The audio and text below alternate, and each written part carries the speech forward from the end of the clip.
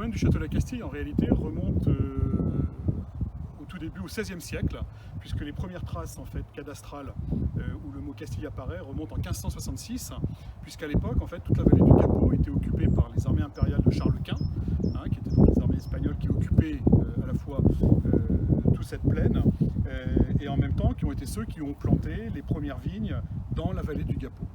Ensuite, le domaine a évolué au cours des différents siècles jusqu'au XVIIIe, où là, Louis de Selles, qui était à la fois conseiller du roi de France et en même temps trésorier royal de la marine royale de Toulon, a fait construire le château que vous trouvez aujourd'hui avec ses 4 tours et les caves monumentales qu'on retrouve là-bas dans notre installation, et surtout avec une particularité, c'est que ces caves ont été construites par les bagnards à l'époque, puisque Toulon était un port de départ vers Cayenne, et donc effectivement ce sont les bagnards de la Farlette qui ont construit les caves monumentales effectivement de la Castille.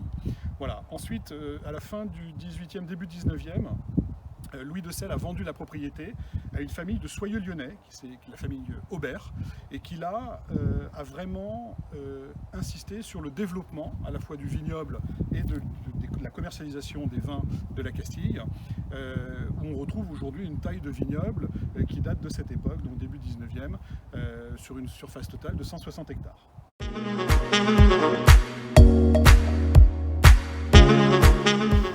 Donc du coup, avec la famille Aubert, la commercialisation du vin a perduré, et où c'est le diocèse qui a fait le... Alors non, les vins étaient déjà commercialisés à l'époque de la famille Aubert, alors sous forme de vente au caveau. Il y avait déjà une boutique sur place au domaine, et puis c'était surtout une vente locale, donc dans le Var, en Provence. C'était plutôt une distribution localisée, locale et régionale, plutôt que d'une distribution à outrance comme on peut la connaître aujourd'hui.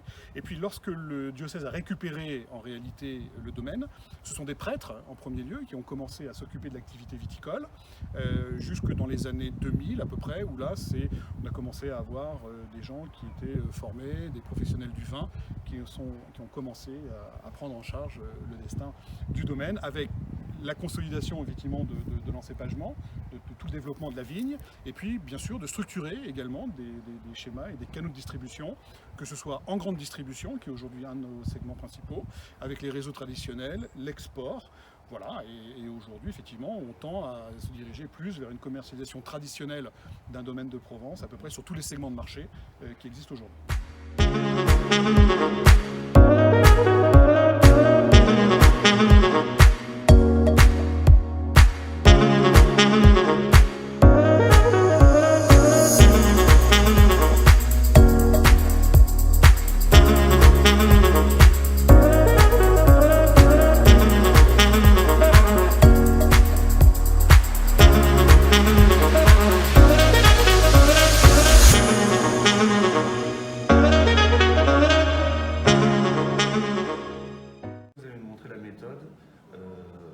Ce que vous faites régulièrement pour savoir quand le vin est prêt à être mis en bouteille. Oui, c'est ça. Donc là, je vais prendre un échantillon pour regarder un peu la couleur, pour sentir le vin.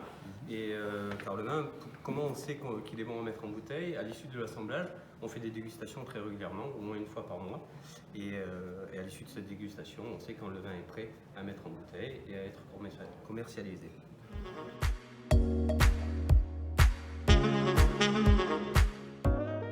Donc là, c'est la technique que vous employez tous les jours ou régulièrement pour savoir si le vin est prêt à être mis en bouteille. Ouais, voilà, c'est ça. C'est exactement cette technique grâce à laquelle on va pouvoir déguster nos vins pour savoir s'ils sont bons justement à être assemblés et commercialisés.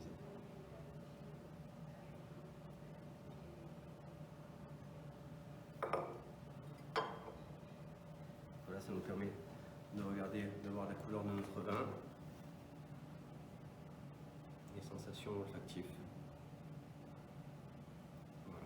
Et ensuite on pourra le déguster et à ce moment-là prendre la décision de le commercialiser.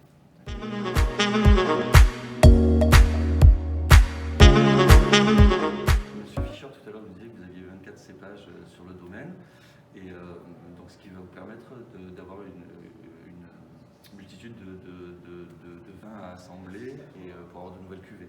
C'est ça. En fait, nous, on a 2 appellations sur le domaine, les côtes de Provence, dans lesquelles le nombre de cépages qu'on peut utiliser est assez restreint. Et après, on fait des IGP VAR, dans lesquels on a plus de possibilités en termes de cépages.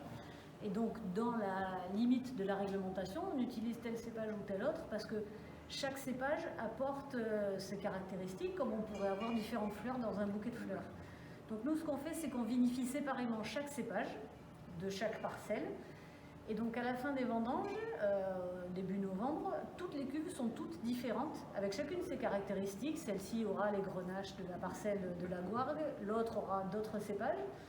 Et l'idée, c'est quand on arrive au moment des assemblages vers la Noël, d'avoir plein d'ingrédients différents les uns des autres, pour pouvoir faire ces assemblages qui, à la fin, donnent des lots homogènes, mais qui sont quand même différents d'une année à l'autre, puisqu'il y a toujours l'effet millésime.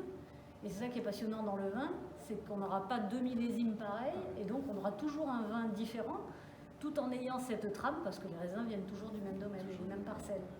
Mais du coup, on a toujours des vins très différents, et chaque millésime est une nouveauté. Il faut chaque fois s'adapter au millésime.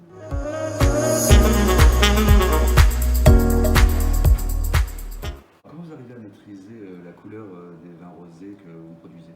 Alors l'objectif des vins rosés en Provence, c'est d'avoir des vins relativement pâles. C'est vrai que les clients aiment bien ça. Et c'est la couleur de la peau qui va définir la couleur des vins. En fait, les raisins, quasiment tous les raisins, quelle que soit la couleur de la peau, le jus est toujours blanc. N'importe quel raisin, quand on le presse, le premier jus qui coule est blanc, transparent. Par contre, les peaux peuvent être blanches ou noires. Et en fait, l'objectif, c'est de faire passer de la couleur de la peau dans le jus en faisant de la macération. C'est-à-dire qu'on laisse un peu tremper les peaux qui sont colorées dans les jus qui sont blancs. Et de la même manière qu'un sachet de thé colore le thé, la peau des raisins colore le jus.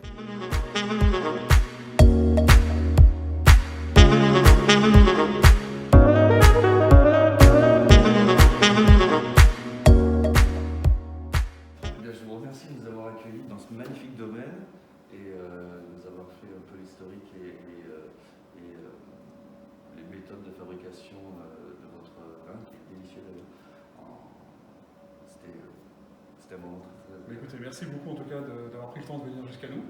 Hein, et puis on espère vous accueillir de nouveau et bien sûr on ira tous voir un petit peu vos linéaires au centre Leclerc, Toulon 10. Voilà. Volontiers.